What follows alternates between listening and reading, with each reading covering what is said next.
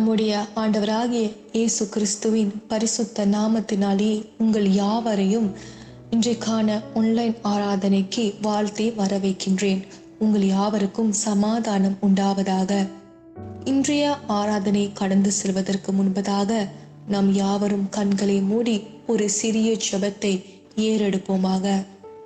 ஸ்தோத்திரம் ஆண்டவரே, ஸ்தோத்திரம் அப்பா கர்த்தாவே, ஸ்தோத்திரிக்கிறோமே ராஜாவே, ஸ்தோத்திரம் எங்களுடைய தேவாதி தேவாவே, ஸ்தோத்திரம் எங்கள் மன்னாதி மன்னாவே, ஸ்தோத்திரம் ஆண்டவரே, ஸ்தோத்திரம் எங்களுடைய அடைக்கலமும் கோட்டையும் ராஜாவும் ஆனவரே, ஸ்தோத்திரம் எங்களுடைய கேடகமே, ஸ்தோத்திரம் எங்களுடைய நல்ல மெய்ப்பரே, ஸ்தோத்திரம் ஜீவ தண்ணீரே, ஜீவ ஊற்றே, ஸ்தோத்திரம் கர்த்தாவே, ஸ்தோத்திரிக்கிறோமே ராஜா.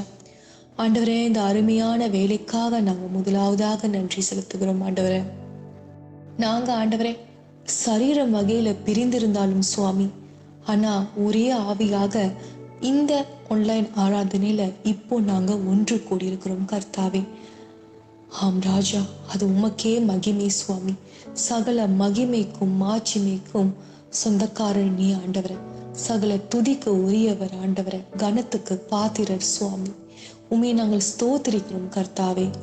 இந்த ஒரு சிலாக்கியத்துக்காக, இந்த ஒரு பாக்கியத்துக்காக நாங்க உண்மையை ஸ்தோத்திரிக்கிறோம் ராஜா. நன்றி நன்றி நன்றி கர்த்தாவே. ஆம் ராஜா, இந்த பரிசுத்த ஓய்வு நாள்ல கூட ஆண்டவரே, இந்த ஆன்லைன் ஆராதனை ஆண்டவரே ஆதியும் அந்தமுமாக இருக்கிற நீங்க ஆரம்பத்திலிருந்து முடிவு வரைக்கும் வழி நடத்த வேண்டும் என்று நீங்க தாழ்மையுடன் கேட்டுக்கொள்கிறோம் ராஜா. ஆம் ஆண்டவரே, இன்னைக்கு நடக்க போன்ற ஆராதனை இதை கேட்கின்ற ஆத்மாக்களை தொட வேண்டும் ஆண்டவரே. போதகம் ஆண்டவரே, கேட்கின்ற ஆத்மாக்குள்ள ஒரு கிரியை செய்யும்படிக்கும் நாங்கள் கேட்டுக்கொள்கிறோம் சுவாமி. நன்றி நன்றி நன்றி தகப்பனே. ஆரம்பத்திலிருந்து முடிவு வரைக்கும் நீயே இந்த ஆராதனை மிகவும் விசேஷமாக அபிஷேகமாக வழி நடத்துவீராக சுவாமி. தொடர்ந்து உங்க கரங்கள்லேயே யாவையும் ஒப்பு கொடுக்கின்றோம் தேவனே. சகலத்தையும் இயேசு கிறிஸ்துவின் வல்லமை நிறைந்த நாமத்திலே ஜெபிக்கிறோமே ஜீவனுள்ள நல்ல பிதாவே, ஆமென். சங்கீதம் 114, சாம்ஸ் 114, வசனம் 1-8 வரைக்கும். இஸ்ரவேல் எகிப்திலும் யாக்கோபின் குடும்பம் அந்நிய பாஷைக்காரனான ஜனத்திலும் இருந்து புறப்பட போது, யூதா அவருக்கு பரிசுத்த ஸ்தனமும் இஸ்ரவேல் அவருக்கு ராஜ்யமும் ஆயிற்று.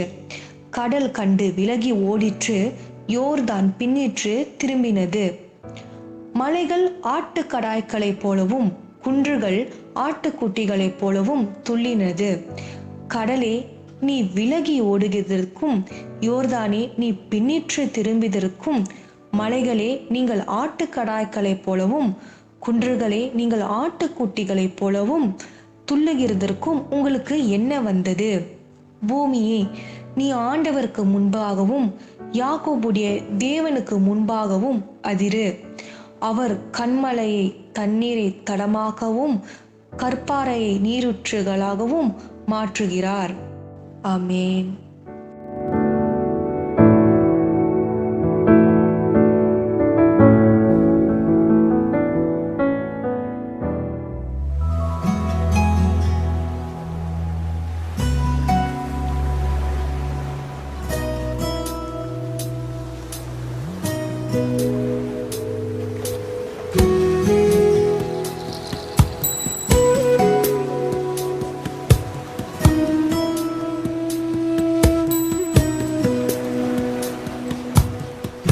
ஆயிரங்கள் பார்த்தாலும் கோடிசனம் இருந்தாலும் உம்மை விட அழகு இன்னும் கண்டுபிடிக்கலையே. ஆயிரங்கள் பார்த்தாலும் கோடிசனம் இருந்தாலும் இயேசுவை போல் அழகு இன்னும் கண்டுபிடிக்கலையே. நான் உங்களை மறந்த போதும் நீங்க என்ன மறக்கவில்லை. நான் கீழே விழுந்து நீங்க என்ன விட்டு கொடுக்கலையே. அட மனுஷ மறந்து நீங்க என்ன தூக்க மறக்கலையே. உம்மை ஆராதிப்பேன் அழகே, என்னை மன்னிக்க வந்த அழகே. உம்மை பாட உம்மை புகழ ஒரு நாவு பத்தலையே. உம்மை ஆராதிப்பேன் அழகே, என்னை மன்னிக்க வந்த அழகே. உம்மை பாட உம்மை புகழ ஒரு நாவு பத்தலையே.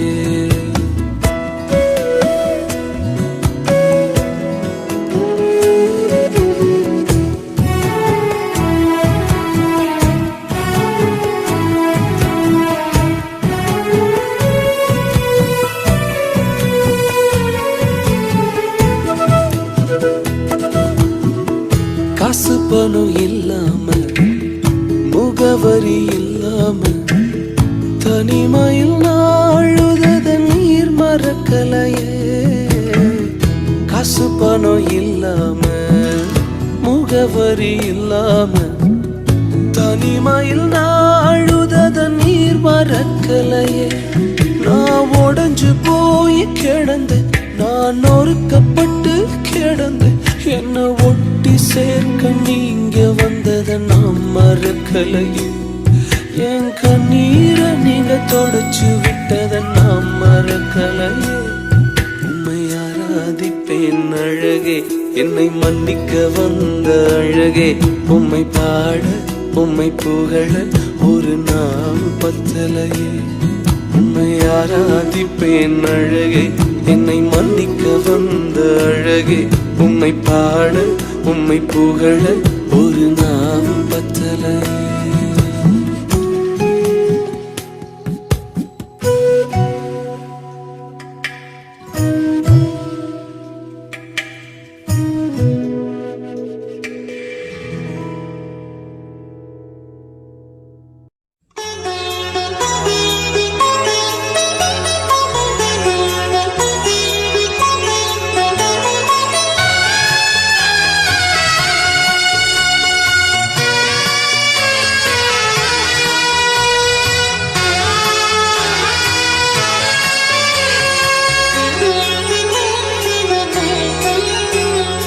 அதிசயங்கள் செய்கிறவர் நம் அருகில் இருக்கிறார்.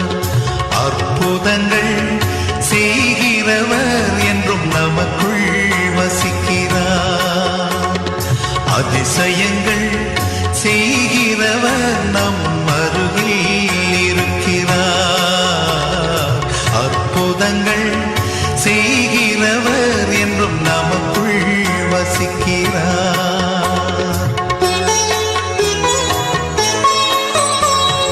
தண்ணீரை இரத்தமாய் மாற்றினார் அதிசயம். எகிப்து தண்ணீரை இரத்தமாய் மாற்றினார் அதிசயம். வெறும் தண்ணீரை திராட்சை ரசமாய் மாற்றினார் அதிசயம்.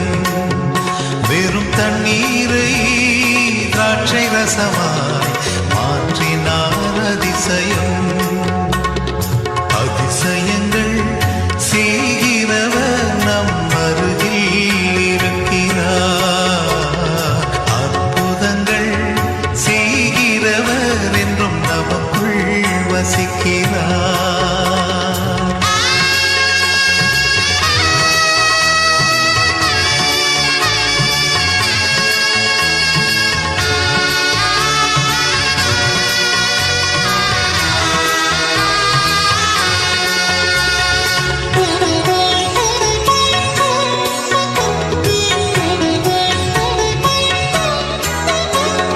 செங்கடலை இரண்டாக பிரித்து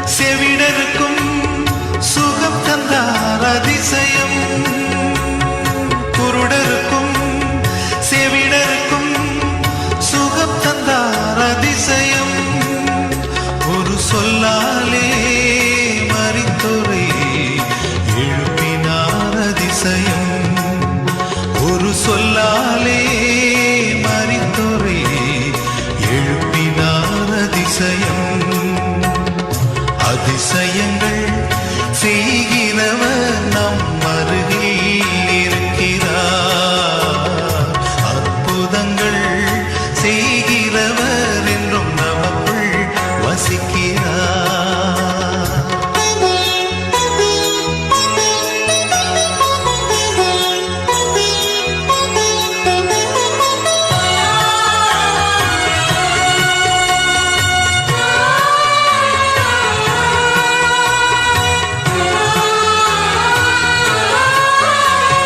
பாவியான என்னையும் உயர்த்தினார் அதிசயம் பாவியான என்னையும் உயர்த்தினார் அதிசயம் ஏழையன் மீதும் நேசக்கரம் நீட்டினார் அதிசயம் ஏழையன் மீதும் நேசக்கரம் நீட்டினார் அதிசயம் அதிசயங்கள் செய்கிறவர் நம் அருகில் இருக்கிறார் அற்புதங்கள் செய்கிறவர் என்றும் நமக்குள் வசிக்கிறார் அதிசயங்கள் செய்கிறவர் நம் அருகில் இருக்கிறார் அற்புதங்கள் செய்கிறவர் என்றும் நமக்குள் வசிக்கிறார்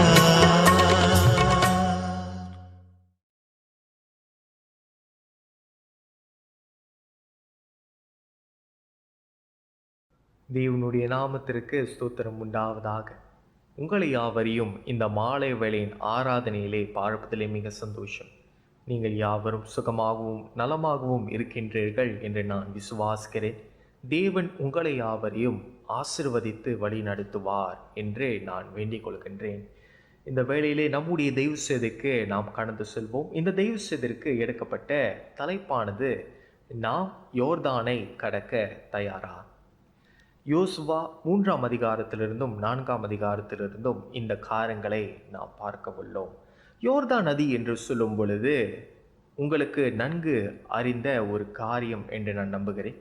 பலவிதமான தெய்வ செய்தியின் மூலியமாகவும் இணையதளத்தின் மூலியமாகவும் இல்லை சமூக வலைத்தளத்தின் மூலியமாகவும் இந்த யோர்தான் நதியை நீங்கள் நன்கு கண்டு அறிந்திருப்பீர்கள் என்று நான் நம்புகிறேன். இந்த செய்தியிலே ஒன்றும் புதிதாக உங்களுக்கு இல்லாவிட்டாலும் ஆனால் உங்களுக்காக சில முக்கியமான காரியங்களை நான் நினைப்பூட்ட விரும்புகிறேன். இந்த பகுதியிலே நமக்கு தெரிந்தவாறு 40 வருட காலமாக இஸ்ரவேலர்கள் வனாந்திரத்தை சுற்றி திரிந்ததை நாம் பார்க்கின்றோம். இந்த பகுதியிலே யோசுவா ஆனவன் அந்த மக்களை வழிநடத்தி வருகின்றான். எதற்காக? தேவன் அவர்களுக்காக கொடுக்கப்பட்ட அந்த வாக்குத்தத்தம் பண்ணப்பட்ட அந்த நிலத்தை அந்த இடத்தை அடைவதற்காக யோசுவா ஆனவன் இஸ்ரவேல் மக்களை வழிநடத்தி செல்வதை நாம் பார்க்கின்றோம். இந்த யோர்தான் நதியானது சில பகுதிகள் சாதாரண சூழ்நிலைகளில் கடப்பது கடினமானது அல்ல. ஆனால் இந்த நேரத்தில் யோர்தான் வெள்ளக்கட்டத்தில் இருப்பதை நாம் பார்க்கின்றோம். யோசுவா 3ஆம் அதிகாரம் வசனம் 15 நாம் வாசிக்கின்றோம். அறுப்பு காலத்தின் மத்தியிலே இந்த யோர்தான் நதி வெள்ளப்பெருக்கேற்று அடைவதை பார்க்கின்றோம். இந்த ஆற்றை கடப்பதற்கு அந்த இஸ்ரவேல் மக்களுக்கு ஒரு அதிசயம் தேவைப்பட்டது. அந்த அதிசயங்களை செய்த தேவன் அந்த சிவந்த சமுத்திரத்தையும் அவர் பிளந்ததை நாம் அறிந்திருக்கின்றோம். அந்த சிவந்த சமுத்திரத்தை பிளந்த அந்த அதிசயத்தை பார்த்தவர்கள் இந்த இஸ்ரவேல் மக்களில் 2 பேர் மாத்திரம்தான் இருந்தார்கள். அவர்கள் யோசுவாவும் காலேபும் என்று பார்க்கின்றோம். 3ஆம் அதிகாரத்திலே நாம் மேற்படியாக பார்க்கும் பொழுது சாத்தியமானதை அடைவது என்று கருத்தை நாம் பார்க்கின்றோம். கடவுள் யோசுவாவிடம் பேசுகின்றார். அந்த யோர்தான் நதியை கடப்பதற்கான ஒவ்வொரு நடைமுறையையும் யோசுவாவுக்கு எடுத்து உரைப்பதை இந்த பகுதியிலே வாசிக்கின்றோம். ஆசாரியர்கள் அந்த உடன்படிக்கையை பெட்டியை சுமந்து கொண்டு அவர்கள் முன் செல்ல வேண்டும் என்பதையும், அதே வேளையிலே அந்த உடன்படிக்கை பெட்டியை நாம் பார்க்கும் பொழுது அது விக்கிரகமாக இல்லாமல் தேவனுடைய பிரசனம், இஸ்ரவேல் மக்கள் மத்தியிலே தேவனுடைய பிரசனம் இருக்கின்றதை அது ஒரு நினைப்பூட்டத்திலே காண்பதற்கான ஒரு சத்தியமாக இருக்கிறதை இந்த பகுதியிலே நாம் வாசிக்கின்றோம். கடவுள் அவர்களுக்கு ஒரு அற்புதமான வழியை திறக்கப் போகிறதை நாம் அறிகின்றோம். ஆசாரியர்கள் அந்த உடன்படிக்கை பெட்டியை எடுத்துக்கொண்டு அவர்கள் முன்பாக அந்த செல்லும் பொழுது அந்த யோர்தான் நதிக்கு பிற்பாடு அவர்கள் காலடியை வைக்கும் பொழுது அந்த தண்ணீர் பாய்கின்ற அந்த இடம் நின்றுவிடும் என்பதும், ஒரு பாதை அவர்களுக்காக திறக்கும் என்பதும், அந்த இடம், அந்த யோர்தான் நதியானது வறண்ட நிலமாக மாறும் என்பதும் அவர்கள் அறிந்திருக்கின்றனர். இவை அனைத்தும் எவ்வாறு செயல்படும் என்பது அவர்களுக்கு தெரியாது. ஆனால் இருந்தாலும் விசுவாசத்தோடு கூட, கீழ்ப்படிதலோடு கூட, தேவனுடைய கட்டளையின் பிரகாரமாக அவர்கள் ஆயத்தம் பண்ணப்பட்டு செல்வதை நாம் இங்கு வாசிக்கின்றோம். 3வது வசனத்திலே நாம் பார்க்கும் பொழுது அந்த சூழ்நிலைகளை நான் பார்ப்பதில்லாமல் அந்த சூழ்நிலைகளுக்கு பின்னாக இருக்கின்ற நம்முடைய தேவனானவர் மெய்யாக இருக்கிறதை நாம் பார்க்கின்றோம். சாத்தியமற்றதை எதிர்கொள்ளும் நமக்கு கடவுள் எப்போது செயல்படுவார் என்பதை நம்மால் யூகிக்கவும் முடியாது, யோசித்து சொல்லவும் முடியாது.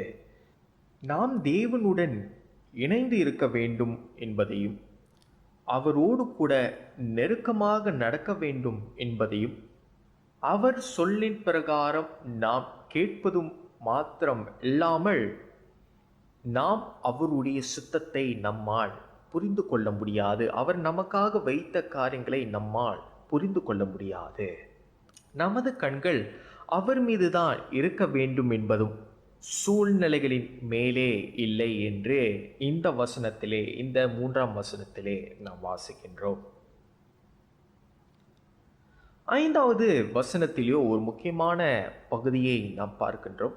யோசுவா ஆனவன் அந்த இஸ்ரவேல் மக்களை பார்த்து, நீங்கள் யாவரும் பரிசுத்த பண்ணப்பட வேண்டும் என்று சொல்கின்றான்.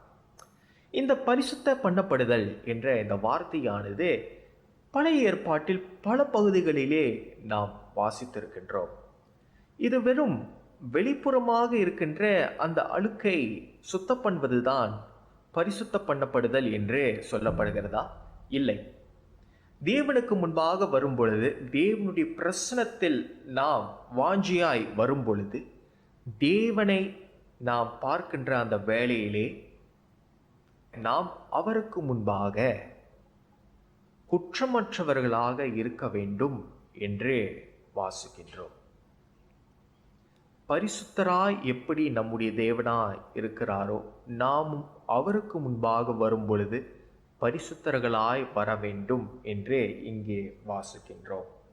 அந்த யோர்தான் நதியை கடக்க ஒவ்வொரு இஸ்ரவேல் மக்கள் ஆயத்தமாக இருக்க, வெளிப்படையான காரியங்களை மாத்திரமல்லாமல் உள்ளார்ந்த காரியங்கள், ஆவிபூர்வமான காரியங்கள், அவர்கள் பரிசுத்தர்களாக இருக்க வேண்டும் என்று யோசுவாவானவன் அவர்களுக்கு இந்த கட்டளை கொடுப்பதை நாம் பார்க்கின்றோம். அவர்கள் ஆயத்த பண்ணப்பட்டு யோர்தான் நதிக்கு முன்பாக செல்கிறதை நாம் பார்க்கின்றோம். விசுவாசத்தில் அவர்கள் முன்னோக்கி அவர்கள் போகின்றார்கள். ஆனால் தேவனானவர் ஏன் இவர்களை வேறு நேரத்திலும் வேறு ஒரு இடத்தின் பூர்வமாக கொண்டு அவர்களை அழைத்து செல்லவில்லை? யோர்தான் நதியானது வறண்ட நேரத்தில் இருக்கும் பொழுது ஏன் கடவுள் அவர்களை வழி நடத்தவில்லை? ஏன் ஒரு வெள்ளப்பெருக்கேற்று எடுக்கப்பட்ட அந்த சூழ்நிலையில் இஸ்ரவேல் மக்கள் கடவுள் வழிநடத்துகின்றார். ஏனென்றால் நாம் பார்க்கும் பொழுது அவர்கள் விசுவாசத்தை பற்றி கற்றுக்கொள்ள வேண்டும் என்று கடவுளானவர் விரும்பினார் என்று பார்க்கின்றோம். விசுவாசம் என்பது கடவுளுடைய வார்த்தையின் அடிப்படையில் மட்டுமே இருக்க வேண்டும் என்பதை அவர்கள் கற்றுக்கொள்ள வேண்டும் என்பது கடவுள் இந்த சூழ்நிலையை பாய்க்கின்றார். இந்த 3ஆம் அதிகாரத்திலிருந்து நாம் கற்றுக்கொள்வது என்னவென்றால், நாம் நம்முடைய வாழ்க்கையில் முன்பாக ஒரு அடியை எடுத்து வைக்கும் பொழுது விசுவாசத்தோடு பிரகாரமாகவும் தேவன் மேல் வைத்த விசுவாசத்தோடு பிரகாரமும் நாம் செயல்பட வேண்டும் என்று பார்க்கின்றோம். இங்கே இந்த பகுதியிலே கடவுள் என்ன செய்ய வேண்டும் என்று யோசுவா கடவுளிடம் சொல்லவில்லை. கடவுள்தான் யோசுவாவிடம் என்ன செய்ய வேண்டும் என்று சொன்னார். நம்பிக்கை, விசுவாசமானது கடவுளுக்கு அறிவுறுத்தாது. ஆனால் விசுவாசமானது கடவுள் என்ன அறிவுறுத்துகிறாரோ அதை கேட்பதுதான் உண்மையான விசுவாசம் என்று பார்க்கின்றோம். அடுத்த பிரகாரமாக நாம் 4ஆம் அதிகாரத்திற்கு கடந்து செல்லும் பொழுது இதில் இருக்கின்ற முக்கியமான கருத்தானது சாத்தியமில்லாதது நாம் நினைக்க வேண்டும் என்று பார்க்கின்றோம். யோசுவா 4ஆம் அதிகாரம் 1ஆம் வசனத்திலிருந்து 3ஆம் வசனம் நாம் பார்க்கும் பொழுது கடவுளானவர் அந்த மக்களை, அந்த 12 கோத்திரத்தாரில் ஒருவர் கற்களை எடுத்துக்கொண்டு அந்த கற்களை ஆசாரியர் நின்ற இடத்திலும் அந்த யோர்தான் நதியை கடந்த பிற்பாடு கில்கால் என்றும் இடத்திலே அந்த கற்கள் நாட்டப்பட்டன. 2 இடத்திலே அந்த கற்கள் நாட்டப்பட்டன. அது எங்கு நடந்தது என்பதை நினைவில் கொள்ள உதவும் வகையில் அந்த யோர்தான் நதியில் அந்த கற்கள் அமைக்கப்பட்டன. என்ன நடந்தது என்பதை நினைவில் கொள்ள உதவும் வகையில் அந்த கிற்கால் பகுதியில் இந்த கற்கள் நாட்டப்பட்டன என்று பார்க்கின்றோம். வறண்ட நிலத்தின் மூலமாக யோர்தானை கடக்கும் அந்த நிகழ்வை உண்மையில் நடந்தது என்பதை வருங்கால சந்ததியினருக்கு தெரியப்படுத்துவதே இந்த நினைவு சின்னம் என்று பார்க்கின்றோம். ஆனால் கல்லில் எந்த ஒரு கல்வெட்டும் இல்லை. ஆகையால் ஒருவர் அந்த கற்களை பார்த்து, குறிப்பாக நமது பிள்ளைகள், நமது குழந்தைகள், இந்த கற்கள் எதை குறிக்கின்றன என்று கேட்கும் பொழுது பெரியவர்களும் பெற்றோர்களும் ஒரு பதிலை கொடுக்க வேண்டும். அந்த கேள்விக்கு பதிலளிக்கும்படியாக அடிப்படையாக அந்த 12 கற்களும் கடவுளின் வல்லமையை குறிக்கின்றது என்று வருங்கால சந்ததிகளுக்கு தெரிவுபடுத்தும்படியாக அந்த கேள்விகளுக்கு நாம் பதிலளிக்கின்றவர்களாக இருக்க வேண்டும் என்று பார்க்கின்றோம். இந்த பகுதியை நாம் நன்கு வாசிக்கும் பொழுது நாம் நம்முடைய வாழ்க்கை கொண்டு நாம் ஒரு கட்டத்தை கடந்து போன பிற்பாடு நம்முடைய பிள்ளைகள், நமக்கு அன்பார்ந்தவர்கள் நம்முடைய வாழ்க்கையை கண்டு எப்படி நினைவு கொள்ளவிருக்கின்றார்கள் என்று நாம் யோசிக்க வேண்டும். நாம் போன பிறகு நம் பிள்ளைகள் நம்மை பார்த்து எப்படி நினைவு கொள்ளப் போகிறார்கள் என்பதை நீங்களும் நானும் கேட்க வேண்டும். என் பிள்ளை எப்படி வாழ வேண்டும் என்ற வாழ்க்கையை நான் வாழ்கின்றேனா? நம் பிள்ளைகளுக்கு நல்ல ஒரு கிறிஸ்தவர்களாக இருக்க வேண்டும் என்ற வாழ்க்கையை நான் பிரதாரிக்கிறேனா என்று நாம் பார்க்க வேண்டும். நம்முடைய பிள்ளைகள் நம்மை பார்த்து கொண்டிருக்கின்றார்கள். இந்த வேளையிலே நான் சொல்ல விரும்புகிறேன், நம் வாழ்க்கை அடுத்த தலைமுறைக்கு ஒரு நினைவு சின்னமாக மாற வேண்டும், ஒரு எடுத்துக்காட்டாக மாற வேண்டும். ஒரு எடுத்துக்காட்டு ஒரு நிகழ்வாகவோ அல்லது நம் பிள்ளைகளுக்கு சுட்டி காட்டும் இடமாகவும் தேவையில்லை. அவர்கள் நம்மை பார்த்து கடவுளின் மகத்துவத்தை, கடவுளின் வெளிச்சத்தை, கடவுளின் வல்லமையை பிரதானிக்கின்ற, கடவுளின் அன்பை பிரதானிக்கின்ற ஒரு நபராக இருக்க வேண்டும். நமது வாழ்க்கையின் மூலியமாக இந்த ஒரு எடுத்துக்காட்டை கொடுக்க வேண்டும் என்று பார்க்கின்றோம். அந்த 12 கற்களை நாம் மறுபடியுமாக பார்க்கும் பொழுது, தேவன் மத்தியிலே தெய்வ பயத்தை உண்டாக்க உதவியாக இருக்கிறது தான் இந்த 12 கற்கள் என்பதை யோசுவா உரைக்கிறதை நாம் பார்க்கின்றோம். யோசுவா 4ஆம் அதிகாரத்திலே 24ஆம் வசனத்திலே நாம் பார்க்கின்றோம். கடவுளுக்கு பயப்படுவது என்று நாம் பார்க்கும் பொழுது அதனுடைய அடிப்படையான காரியம் வேத பகுதியிலே நாம் பார்க்கின்றோம். தேவனானவரை நாம் உயர்ந்த அடைக்கலத்திலே வைத்து அவரை பார்த்து பிரமிப்புடன் சொல்வது, தேவன் நம்முடைய கடவுள், என் கடவுள் பெரிய கடவுள், என் கடவுள் அகல பிரபஞ்சத்திற்கும் படைப்பானவர் என்று பார்க்கின்றோம், கடவுளானவர் என்று பார்க்கின்றோம். நாம் இந்த வேளையிலே சில காரியங்களை இந்த அதிகாரத்தின் மூலியமாக நாம் பார்த்தோம். இந்த வேளையிலே ஒரு கேள்வியை கேட்கும். நம்முடைய வாழ்க்கையிலே யோர்தான் நதியானது என்ன?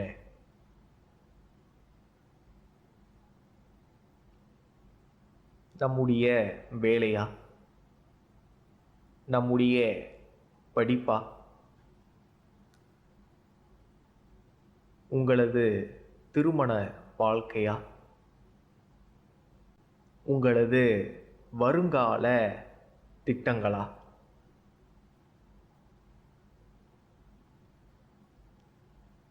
யோசித்து பார்ப்போம். இஸ்ரவேலர்கள் அந்த யோர்தானை கடக்க காத்திருந்தபோது அவர்களில் யாராவது இது சாத்தியமில்லை, இது முடியாது, இது நடக்கிற காரியமில்லை என்று சொல்லியிருப்பார்கள் என்று எனக்கு தெரியாது. ஆனால் இருந்தாலும் இந்த வார்த்தைகள் சாத்தியமில்லை, முடியாது, நடக்காது என்ற வார்த்தைகள் நம்முடைய வாழ்க்கையில் ஒரு சாதாரண காரியங்களாக இருக்கின்றது, ஒரு பொதுவான காரியங்களாக இருக்கின்றதை நாம் பார்க்கின்றோம். இந்த உறவில் நான் தங்குவது சாத்தியமல்ல என்று சிலர் கூறலாம். இந்த வேளையில் நான் தங்குவது சாத்தியமில்லை என்று சொல்லலாம். இந்த நாட்டில் தங்குவது எனக்கு சாத்தியமில்லை என்று சொல்லலாம். இந்த பழக்கத்தை நான் கைவிடுவது சாத்தியமில்லை என்று சொல்லலாம். இது சாத்தியமற்றது. ஏனென்றால் நாம் கடவுளை நம்முடைய வாழ்க்கையில் நிலைநிறுத்தவில்லை. இது சாத்தியமில்லை என்று சொல்கின்றோம் ஏனென்றால் கடவுள் எவ்வளவு பெரியவர் என்று நாம் உணராமல் போய்விட்டோம். நாம் உணர்ந்து கொள்ள வேண்டியது ஒரே ஒரு காரியம், கடவுள் இல்லாமல் சூழ்நிலைகள், நம்மை சுற்றி கொண்டிருக்கின்ற சூழ்நிலைகள் எப்போதும் சாத்தியமற்றவர்களாகவே இருக்கும் என்று பார்க்கின்றோம். வாழ்க்கையில், நம்முடைய வாழ்க்கையில் சாத்தியமற்ற சூழ்நிலைகளை கடக்க கடவுளை தவிர வேறு யாராவது நமக்கு உதவ முடியும் என்று நினைப்பது மூடத்தனம். வேறு எந்த ஒரு மனிதனை சார்ந்து, வேறு எந்த ஒரு பொருளை சார்ந்து, வேறு எந்த ஒரு சூழ்நிலையை சார்ந்தால் மாத்திரம்தான் இந்த காரியங்களை கடந்து போக வேண்டும் என்று நினைத்தால் அது நடக்கக்கூடாத காரியம். சூழ்நிலைகள் சாத்தியமற்றதாக தோன்றுவது மட்டுமல்லாமல் வாழ்க்கையே சாத்தியமற்றதாகிவிடும் நாம் கடவுளை விட்டு விலகி போனால்.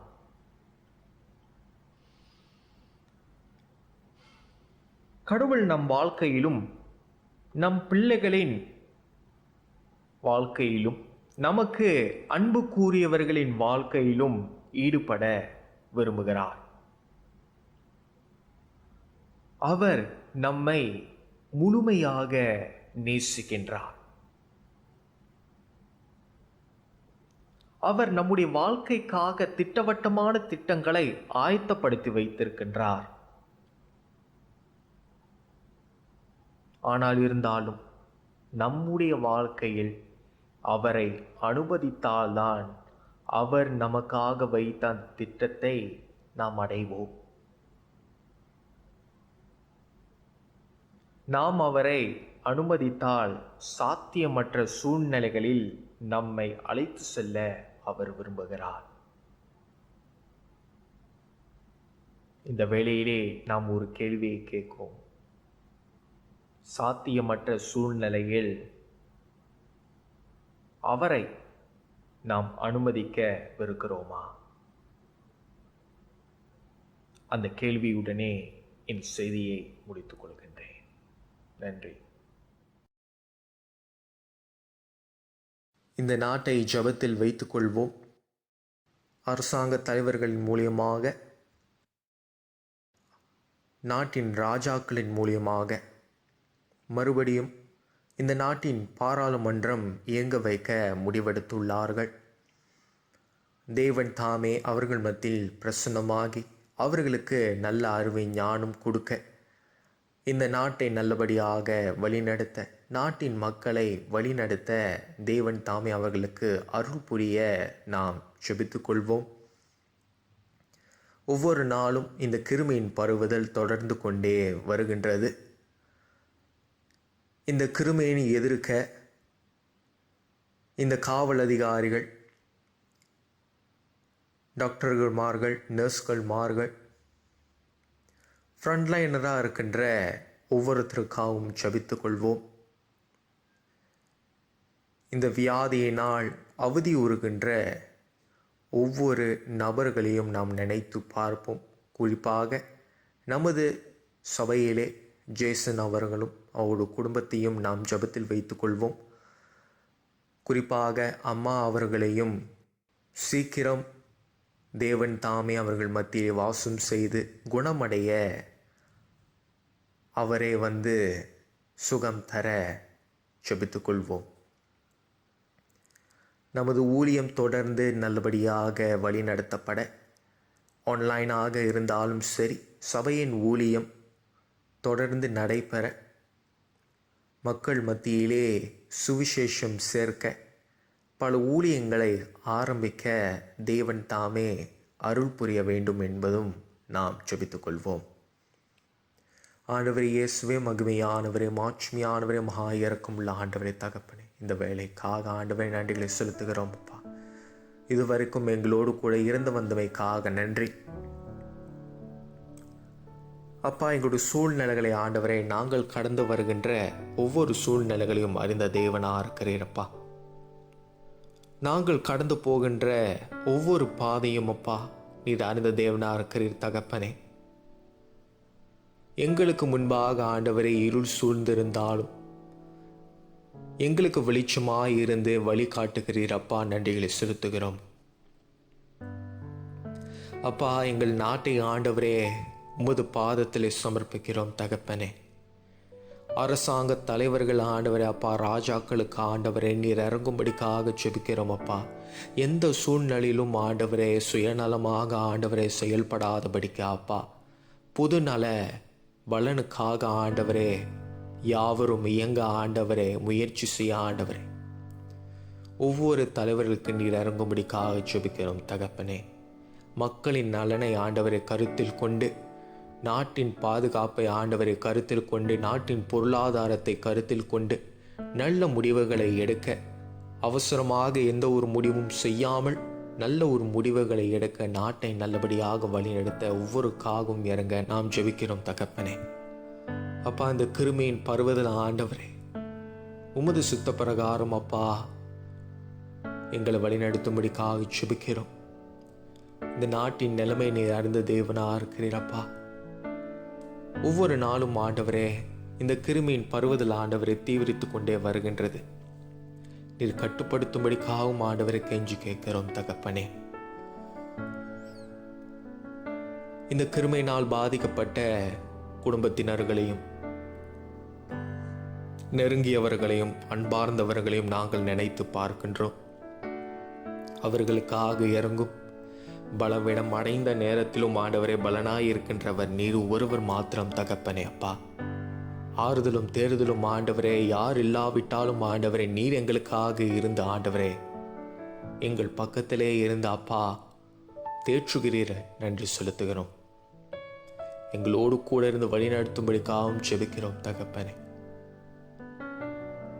எங்களுடைய சபையை ஆண்டவரை உமது பொறுப்பாத்திலையும் வழங்குகின்றோம் அப்பா. இந்த இக்கட்டான சூழ்நிலையே ஆண்டவரே எங்களுடைய சபையின் ஊழியம் ஆண்டவரே மங்கி போய் விடாதபடிக்கு அனல் மூட்டும்படிக்காகவும் செபிக்கிறோம் தகப்பனே. எந்த சூழ்நிலையிலும் ஆண்டவரே நாங்கள் முயற்சியை விட்டுவிடாதபடிக்கு, எங்கள் விசுவாசம் ஆண்டவரை தளர்ந்து விட்டு போகாதபடிக்கு ஆண்டவரை எங்களை காத்துக்கொள்ளும்படிக்காகவும் செபிக்கிறோம் தகப்பனே. அப்பா, என்ன நடந்தாலும் எது நடந்தாலும் அப்பா உமக்கு முன்பாக ஆண்டவரை நாங்கள் வருகின்றோம். உமக்காக காத்திருக்கின்றோம் தகப்பனே. நீர் சொன்ன பிரகாரம் உமது வார்த்தைக்கு கீழ்ப்பட்டு ஆண்டவரை நடக்க எங்களுடைய வாழ்க்கை ஆண்டவரே நாங்கள் ஒப்பு கொடுக்கிறோம் அப்பா. உமது சித்தப்படி எதுவோ எங்களை வழிநடத்தும்படிக்காகவும் ஜெபிக்கிறோம் தகப்பனே. கண்ணோக்கி பாரும், வழி நடத்தும். இயேசுவின் நாமத்தில் ஜெபிக்கிறோம் நல்ல பிதாவே, ஆமென். என் ஆத்துமாவே கர்த்தரை ஸ்தோத்திரி, என் முழு உள்ளமே அவருடைய பரிசுத்த நாமத்தை ஸ்தோத்திரி. என் ஆத்துமாவே கர்த்தரை ஸ்தோத்திரி, கர்த்தர் செய்த சகல உபகாரங்களையும் மறவாதே. ஆமென்.